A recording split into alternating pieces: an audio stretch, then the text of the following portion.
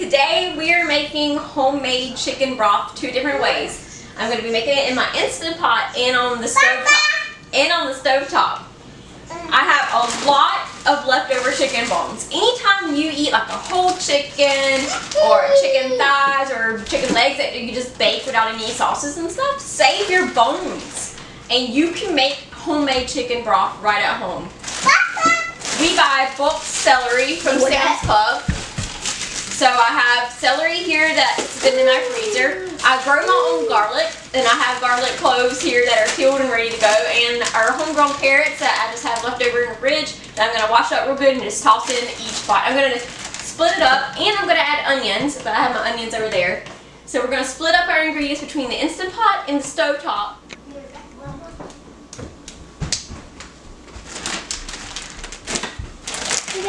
Alright, into our Instant Pot, we're going to add our chicken bones, some celery stalks,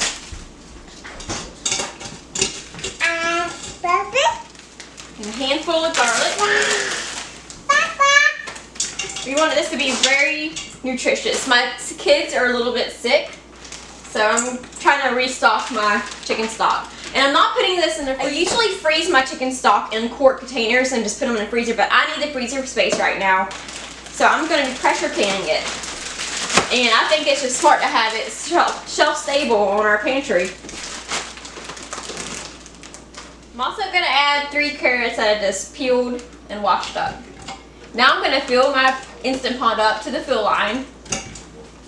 I know from experience this will make 3 quarts, a little over 3 quarts of broth to put on our shelves. Carrots, yes. So I'm going to fill this up with water now. Alright, so I filled it up to my fill line. Now I'm going to put my pressure lid on. This will be done way earlier than the stovetop because it's pressure cooked and it cooks a lot faster. But I'm going to cook it longer than I usually do. Because I want those bones to be softer. I want to get all the nutrition from those bones as I can get. So I'm going to go, I'm thinking about 2.5 hours this time. Like I said, my kids are sick, so I want as much nutrition in this broth as I can get. I only have, I think, like 2 quarts left in my freezer of chicken broth. Actually, 1 turkey and 1 chicken. So I got my on ceiling, and I got my pressure set, and I got it on high pressure, and I got to keep warm because this is going to be done way before the stovetop. So I'm going to keep warm so everything's warm and hot to be pressure canned. So now let's move on to our stovetop broth. Alright, same thing we're going to do in this pot here. Add our chicken. We may only get like 6 quarts. I have a whole nother bag of chicken. I don't think it's going to fit in that pot. So we might have to do a whole nother pot. And I noticed I did not put onion. I did not put onion in my Instant Pot. That's okay. Someone is not feeling good.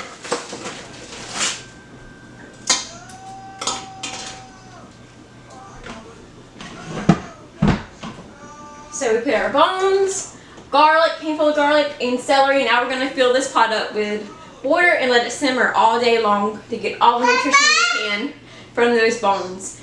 And then at the end of the cooking process, we'll pressure can this broth, and it's going to be delicious and yummy, and we know exactly what is in it. When you buy store-bought broth, you have no idea what exactly is in that. But with homemade broth, you know that it's nutritious, and you know exactly what you put in it. So even if you don't have a pressure canner or you don't feel like pressure canning, you can still freeze this broth into containers that are very cheap from Amazon. That's where I got these containers from Amazon. So you can still have homemade broth right in your... So you can still have the convenience of homemade broth without pressure canning. So I filled my pot up with water. I did not put any onion in this one either. If you also notice, I did not put salt or pepper. I like adding salt to my broth at this point because, one, I don't want too much sodium for her. I would like it to be, I don't like there to be too much salt in the broth for Mazzy Jane here. And also, it depends on how we're using this broth. If the dish is already salty and I'm adding the broth in to, like, you know, loosen things up, then you don't want all that salt that's in the stock. So I like to not add salt. So we're going to bring this up to a boil and then let it simmer. And then we're letting the Instant Pot do its thing. It's a set it and let it go thing. So we'll be back later to look at this delicious broth and also the pressure pan. Okay, so I have our broth here. This is our cook stove broth. This is our Instant Pot broth. The cook stove broth reduced quite a bit, so I don't think I'm going to get as many quarts as I thought I was going to get. But we'll try for 6. The Instant Pot, when you open it up after making broth, it releases such a condensed smell, and it's not that pleasant. But the broth is really tasty. But I want to see the difference between color of the cook stove and the Instant Pot broth. And I'm going to use my strainer because I have solids in here.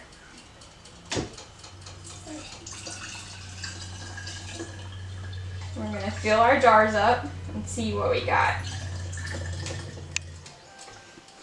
So our Instant Pot broth turned out darker than our cook stove broth, which is fine. They're both going to taste really yummy and very nutritious and delicious.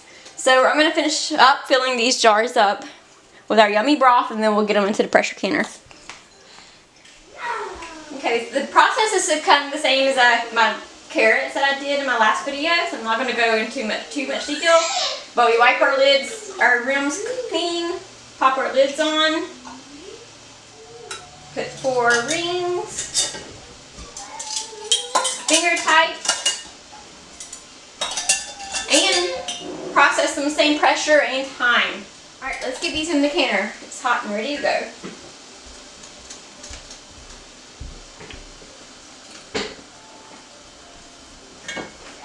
My pressure canner vending over there for 10 minutes. As you can see, I didn't have quite 5 quarts. I'm shy a bit. I will not put this in the canner because it's not a full quart.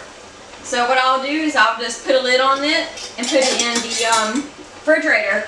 And since my kids are sick, they'll be drinking on this tomorrow. We still have some, but I thawed it out from the freezer over here for sipping on today. Alright, we're at 11 pounds per pressure. Now we start timing for 25 minutes. Alright, I've had my lid off for 10 minutes. Put in their jars. Acclimate. So let's get our jars out of this canner.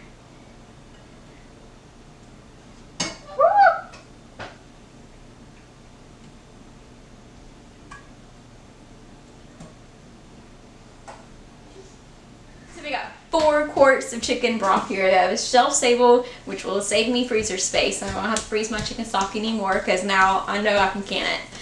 And we need that freezer space for what's coming up in a few weeks from now, and we're super excited about that.